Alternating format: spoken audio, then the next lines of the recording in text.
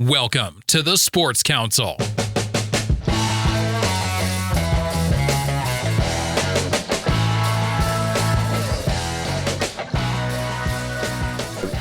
Pretty veteran group, and having that veteran group, makes a big difference when you're getting big games and big moments. The council is now in session. With a personality shaped by being an athlete and a background in mainstream sports media, I found that the stories I was most interested in telling were the ones often overlooked, the ones that might not otherwise be told, the ones that show the intangible and not just the highlight reel. The Sports Council is about highlighting the great, the good, the unique, and everything in between in the Pacific Northwest sports world. I'm Jamie Council. Thanks for joining me. You're listening to the Sports Council on 1340 ESPN, the Tri-Cities leader in sports.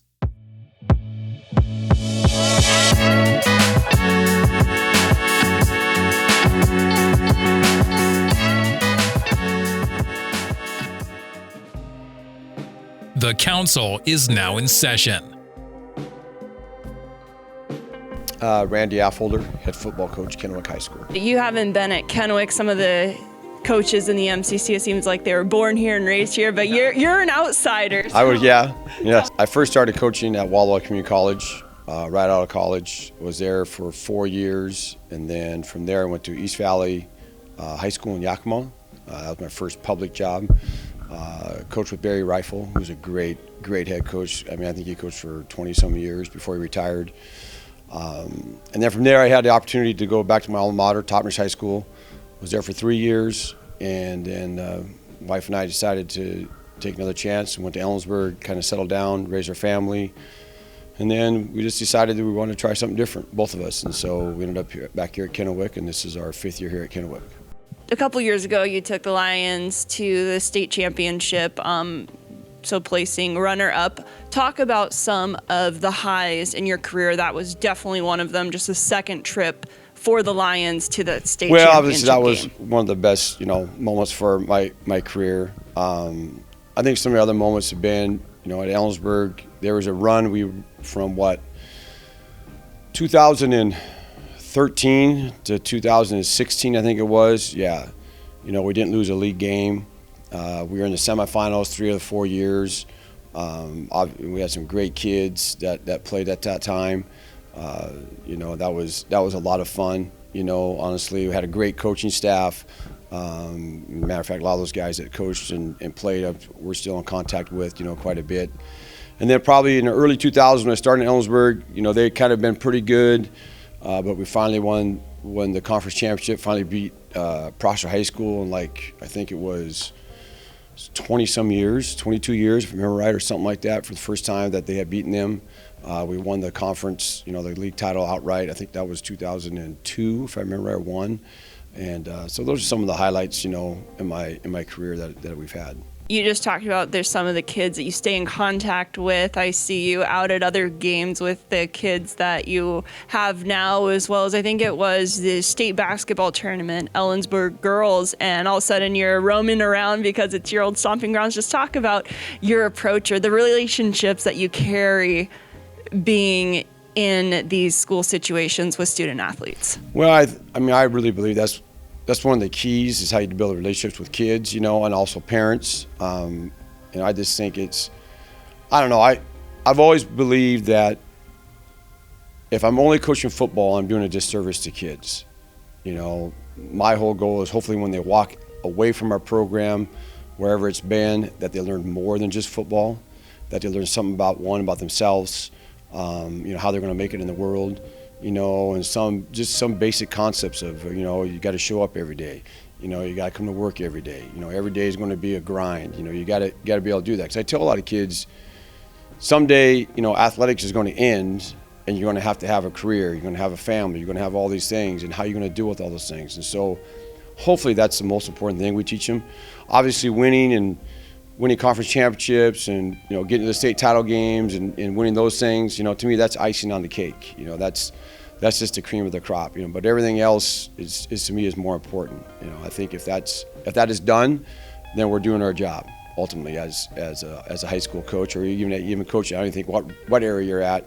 You know, I mean, I just watched a documentary on Michael Singletary talking about his defensive coordinator taught him, you know, that's in professional leagues, taught him more than just the game of football, taught him about life, and that's why he's had such success outside of football. You know, and I think that's the most important thing.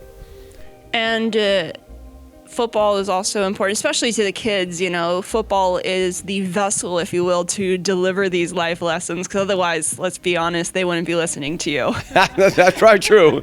That's probably true. But talk a little bit about this year's team. Well, I think this year's team, a lot of these kids played last year for us. You know, they were most of them were sophomores. You know, the year that we made the final game. Actually, some actually started for us or played quite a bit for us, you know, that year. And so, you know, we felt coming back this fall that we had a real good nucleus of kids coming. You know, there are obviously some pieces you got to fill in and stuff that weren't there, and those kids have filled in really nicely.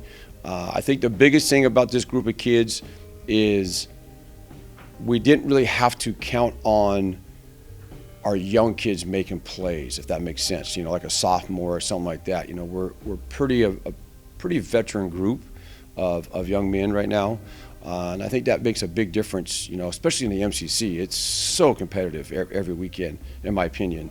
And having that veteran group, you know, makes a big difference when you're getting big games and big moments during the course of a game.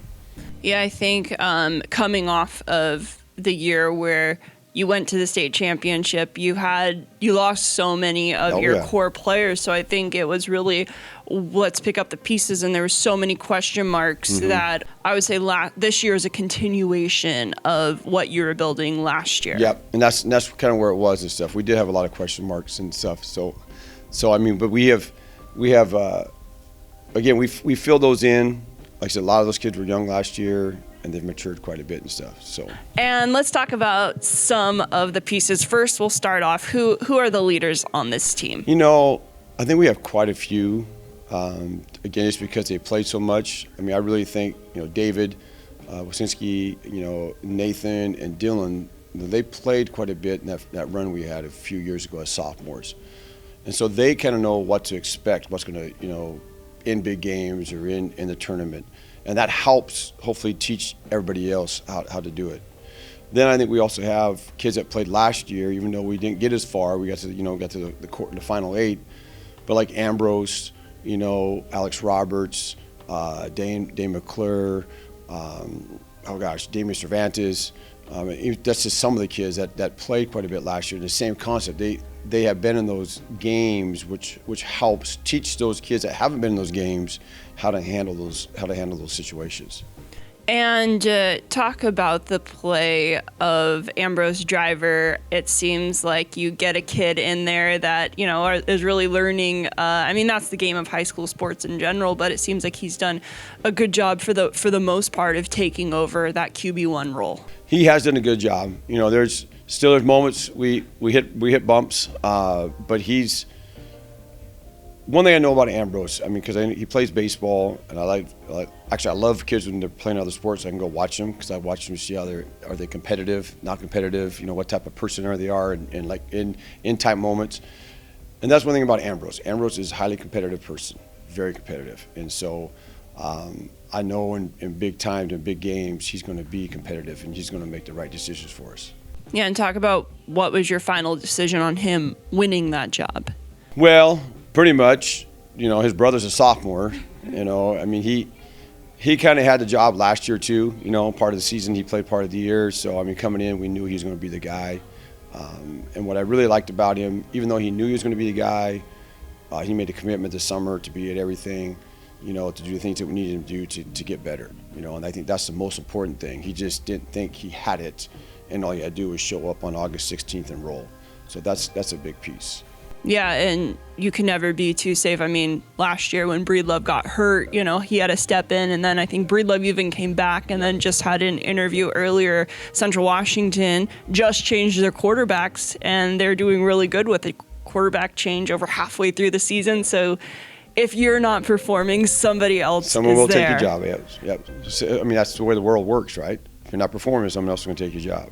Exactly. And somebody that's really kind of come into their own is Roberts, where he had a lot of great reps last year as a sophomore, but losing Miles Mayofsky, that was a huge drop off because he was an every down guy. He was kind of your go-to. So not having that production, I feel like Roberts kind of took it personally, and he's having a great year this year as a junior. He has really developed from his sophomore to his junior year, yes. And last 2 games that we've been, Hayes has kind of been out. He's had a little injury and stuff. He'll play a little bit this coming Friday. But we've done that on purpose too, because they both play a lot of defensively for us, and so we have to keep them fresh on both sides of the ball. But Alex has improved a ton between his sophomore and junior year, yes. He has come a long ways and is doing a great job. Finally starting to see the stuff that we want him to see, off our zone game and our stretch game, and so he has, like I said, improved a ton. The reason Kennewick always has a good run game is you guys seem to put something in the water. I mean, your line just by pure size alone, but I know it's also developing the kids. Just talk about how Kennewick develops their line. Like I said, it seems like it's just a standout year after year. Well, the biggest thing, what we try to do is get our kids in the weight room. That's the number one thing, and I really believe that a lot of our bigger bodies, as you develop them in the weight room, so when they become juniors and seniors, they could perform for you, on Friday night. And I think that's where right now I think our kids have done a great job at it. They're really starting to buy into being in the weight room, and trying to get physically stronger and trying to get physically better, and also by doing those things, I think you get mentally tougher too. Just learn how to grind. You learn how to do those hard things when no one's watching you, all year. I think that's important. I mean, you think we're big now. You wait here another year. We're guessing sophomore kids are going to be good-sized young men here in about a year or two. Really good-sized young men. And I think it's fair to say that Napik is one of your leaders on the line. Yeah. Oh yes. Most definitely. Yeah. I mean, he's a 3-year starter. And he's done a great job for us. Just like his brother. And they've been real solid players for us. For now 5 years, something like that, whatever it's been. I told Mom and Dad they need to have another 3, so they could have another run. I don't think that's going to happen right now. Well, you have to ask now. Oh yeah, we tried, but I don't know if it's going to work. And he's headed to Idaho Yes, next year. What's that like, being a part of the recruiting process of these players? I mean, first thing I always tell kids is this: if you want to be a college football player, it's different. You got to want to play football. It's going to be a different deal. They're going to expect more out of you. And they're going to expect a lot out of you. Why they're giving you money to go to school.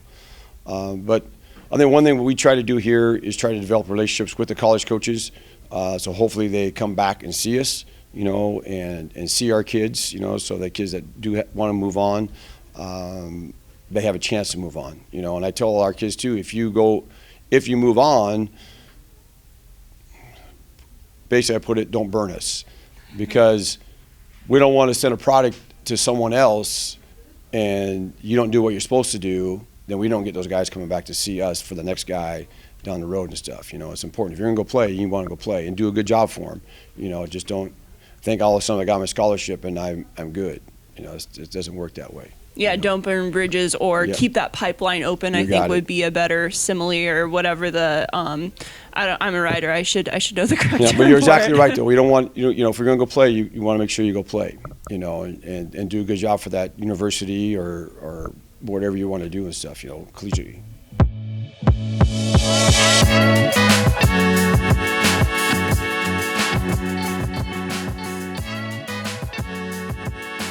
You're listening to Jamie Council on the Sports Council.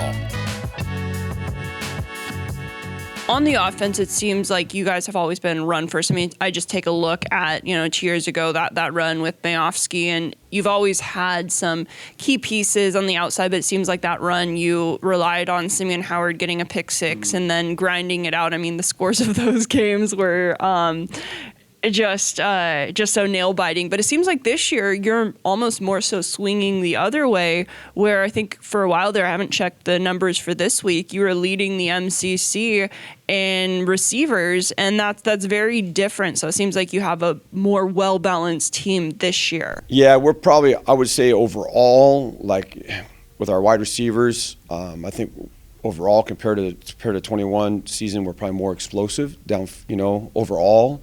Obviously, we had Simeon Howard, in that fall, and who was really good. But David was a sophomore then; he was just starting to get going. He's pretty explosive. We have another Kyler Wiskowski's pretty explosive kid. Dave McClure, is in and out. He's pretty explosive. Jaron Lazama, all those kids can run pretty well, which helps us push the ball downfield, and helps us create separation in our route running and stuff. So just that alone helps us in the passing game and what we want to do there. Obviously, this is a strong belief of mine and our staff's is, especially this time of year when you get in the tournament and things go on, you got to be able to run the football. You have to be able to run the football. You got to do two. In my opinion, you got to do two things. You got to be able to run the ball and you got to stop the run.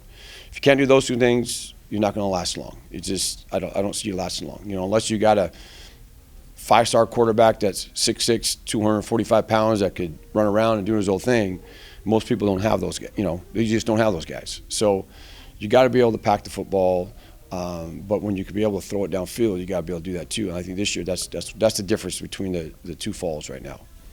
And defensively, you guys have always had a great defense. How do you feel like your defense this year stacks up against years past? I think overall, the pieces are there.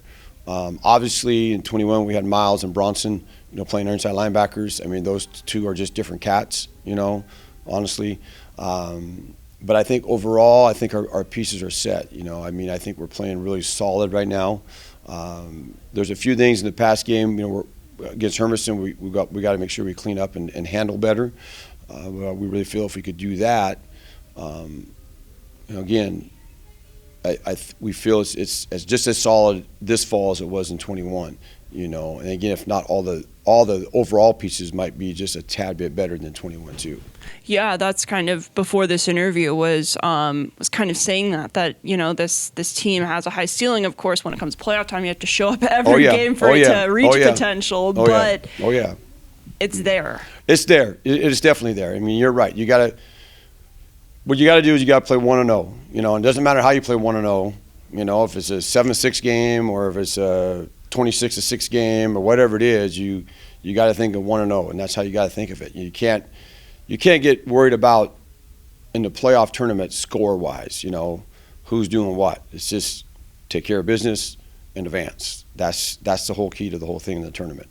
Have you guys set any goals for yourself, or is it just week by week, or I guess what is kind of the mindset? Well, the kids last winter we kind of have our leaders and we start goal setting and we start working on it. Like our half days, we'll meet for a half an hour, and so they have set goals out for themselves. And one of their goals was to win the MCC title. And then obviously they have to set like everybody else. I think all 76 or 86 high schools, 3 high schools want to win a state championship, and that's something that they want to do as well. And they have other goals there too about being good teammates and all the other things that you want to have to try to get to that final goal. And the MCC, it's really interesting because you're 3A and 4A. When it comes terms to levels, it's interesting because I don't know if there's a drop-off of play when you take a look at the best teams around the state. And then also it's kind of interesting because you're not going to play Kamiakin or Richland in the postseason. So what's it like being a hybrid conference? Well, I think for us, I don't know about the 4A schools, but I think for a 3A school, I think it helps us. I think it really does. When we play our 4A schools in our league, it helps us get ready for the tournament because it's so physical. It is. My dad and I always talk about it. He's been coaching for however many years, volleyball and stuff, or not volleyball, basketball and everything at Toppenish. And every level you go up, no matter if it's 2A, 3A, or 4A, it's just another notch, as you advance. And when you play these 4A schools in our league, it's just another notch, you know. They might have 2 Alex Roberts instead of just maybe 1 or whatever. The speed might be a little faster, or they might be a little bit bigger, whatever it is. So I think it helps us when we get in tournaments. We kind of been through that throughout the season, the physicality of the game, the speed of the game, you know, and it kind of gets us prepared for the tournament, for the 3A tournament. Yeah, I'm just kind of wondering the difference between 3A and 4A at the football, because sometimes with basketball that's not much of a drop-off, but I think that's the biggest thing that perhaps is just the pure size. Well, I think it's a size. I think it's size, and it's a little bit faster. I mean, like you play Chiawana and you play Kamiakin, even Richland. I mean, they got guys that can run, you know. And but you have high schools of 2,000 plus, you're going to find guys that can run, you know, or you're going to find big bodies, you know. You're going to find 5 or 6 or 7 of them, you know, and that's what you're going to see in the tournament as you advance through. Bodies get bigger, bodies get faster, all those things, you know, and you got to get used to that to play at that level. And that's kind of interesting because you guys made it to the state championship game. I mean, Kamiakin had a good team too. They made it to the state semifinals, but still to not win the MCC and be that good of a team. I mean, it says a lot about the MCC, but what are your thoughts on that? You know, what you're saying, I think it says a lot about the MCC. It's like, I don't know, I think it's a good example is like this year. We had a great game against Kamiakin. We have to go play Chiawana, you know, and if you've watched anything like in college football or even like NFL, like Oklahoma beat Texas, but the next week they struggle against UCF, you know, or I can't remember who won in the Louisville beat Notre Dame. Next weekend they lose a Pitt who's 2-5 or whatever it is. I can't remember what it was. You know, it's always, that's the hardest part, is you always got to get up to play. And that's why I like the MCC, because it kind of teaches you how to get up to play, you know, for the next opponent. And I just think the MCC is so tough that if you have a bad night or you slip up somewhere, people are good enough, they'll take advantage of you, you know, and they'll beat you. Yeah, I also have this theory personally. You know, I'm not representing NBC. I can give my personal theories that Kennewick has to be the underdog. Oh, we are.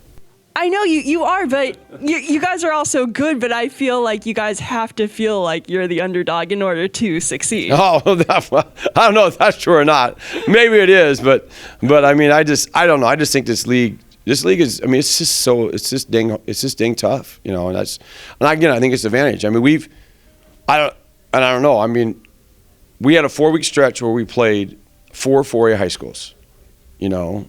I don't know if any other 3A school did that, you know, in our state, if you think about it, you know, and all 4 in the RPI right now are in the top 22 or 23, you know, and we lost one of them, you know, and they did a great job against us, and you know, we had 7 turnovers. You know, that's our fault. It's not, you know, they put it on us and they did a good job. But I'd like to see other 3A schools make a run like that and see if you can come out 4-0. You know, that's hard. That's hard to do. You know, and winning's hard. I don't care what anybody says. Winning week in and week out is hard to do all the time. Yeah, and I do think that Kennewick does have a reason to feel like the underdog. You're a 3A school, especially just taking a look at the seating, how much you guys had to go to how much travel was involved. Oh, yeah.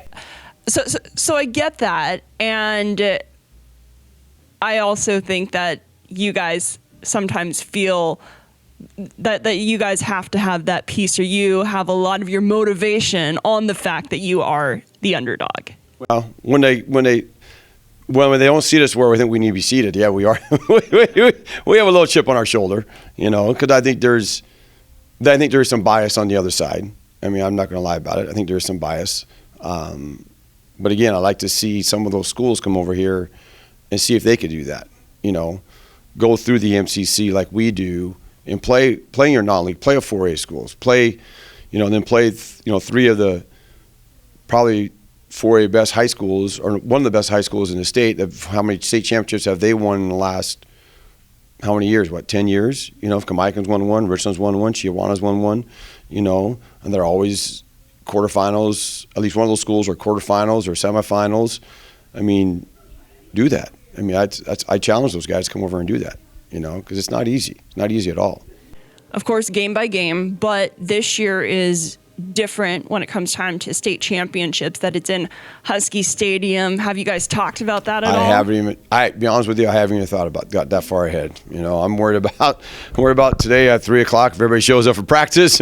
Yeah, and what would you, if you had to pin down one thing that Kennewick needs to do to ensure that you guys can go as far as possible, in your eyes, what is that? I think the biggest thing, if you're talking just football, I think the biggest thing is we got to be able to handle the football better. I think we're ahead in the turnover ratio, but we've turned over the ball way too many times. I think we got to get better at, when we get a turnover defensively, when we get the ball back, taking care of the ball. We've turned it right back over within 1 or 2 plays too many times, and we've got to get better at that. I think defensively, again, I think we got to get better in the quick passing game. I think we have to improve in that area of understand, when it's a hitch route compared to a vertical route, or whatever you want to say, for our defensive kids. Because that's down the road, you're going to see a quarterback that can do that. We got to be able to handle that better. Richland took advantage of us in some things like that, and we just got to be able to get better at that. And then finally, I think it comes down to, I tell our kids all the time, it's not being physically tired in the tournament, it's handling the mental grind in the tournament. Because each week it gets bigger, and it gets bigger, and it gets bigger. And you got to be able to handle it, stay focused, and you got to be able to do the right things so you're rested. If you get hurt, seeing Kayla, our trainer, who's awesome. She's right here, so I got to say that. Got to put a plug in. But seeing her so you're healthy to play on Friday, or Saturday, whatever we play. I think that's the piece. It's that mental grind that you got to be able to deal with all the time, And I think the other thing too is, you got to, when you step on the field and you're playing those games, is who can handle the pressure moments, who can relax and just play, and worry about just playing and not get too tight and and get too nervous or whatever it is. You got to be able to just play and let it all hang out, because that's what it takes to keep advancing.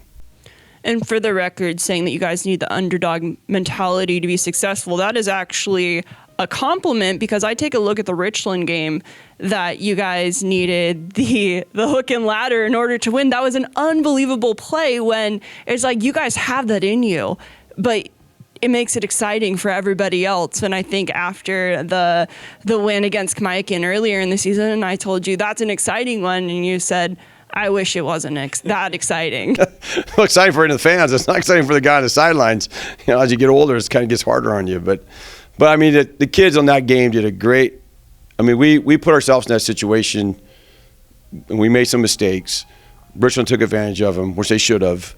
But what I was really proud of our kids is, when we got in the huddle before we went on the field, you could just see it.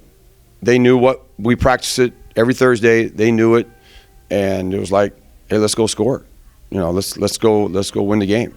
And that was kind of their mindset when they went on the field for that last play and stuff. And I give them credit for that. That's that mental toughness, that mental piece that you gotta have in those games. To at least give yourself a chance to win those games. That's the most important part.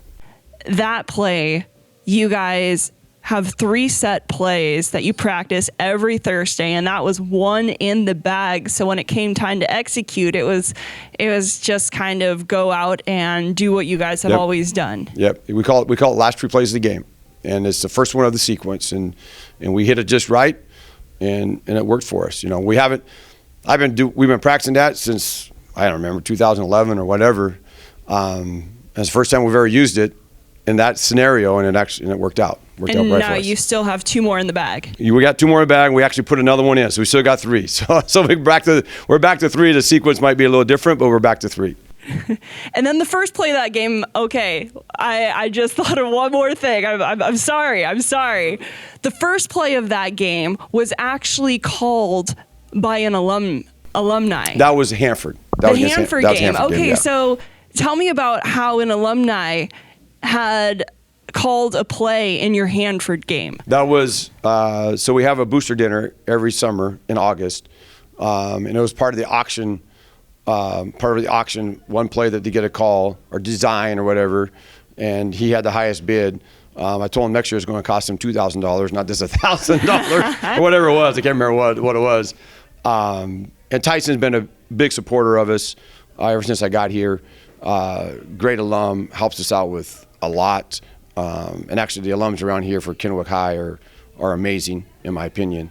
And they really financially help us a ton in what we want to do.